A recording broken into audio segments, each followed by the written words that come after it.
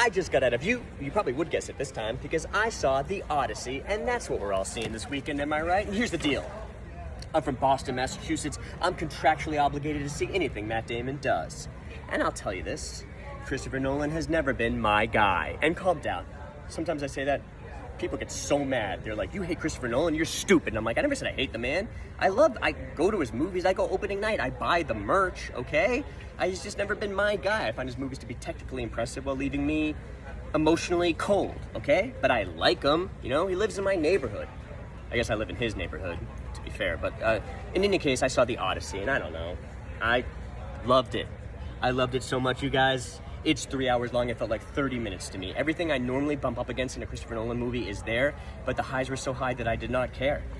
He messes with the timeline, which normally when he does that, I find it to be emotionally manipulative. But in this, I thought it worked. There are horror movie set pieces that I was like, Nolan, you're cooking. Keep on cooking, baby. It's so epic and big in scale. It felt like the antithesis to some of the empty movies we're getting in streaming.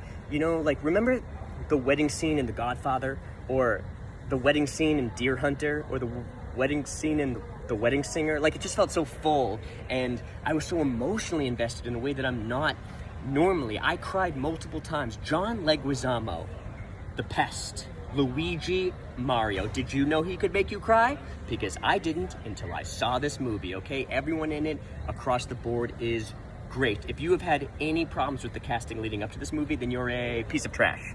Piece of trash, okay? Everybody's perfect. If I could shout out anyone, obviously Damon is great, but the two shout outs would be, this movie weaponizes Robert Pattinson in the exact correct way to use that actor, and someday we will look back and realize that we are lucky to be in the same timeline as Anne Hathaway. She is amazing. And also, my IMAX screening is sold out. Every screening tonight, there's a 2 a.m. that's sold out, okay? Every screening, big and small, tonight, tomorrow, all weekend is sold out. Film bros, filmmakers, film lovers, actors, writers, people who see a movie a couple times a year, people who see a movie once a year. Everyone has been convinced that the new Christopher Nolan movie is an event worthy of the cinema. And they're all going to see the Odyssey, a movie that, like, your coolest lit teacher would show you in class.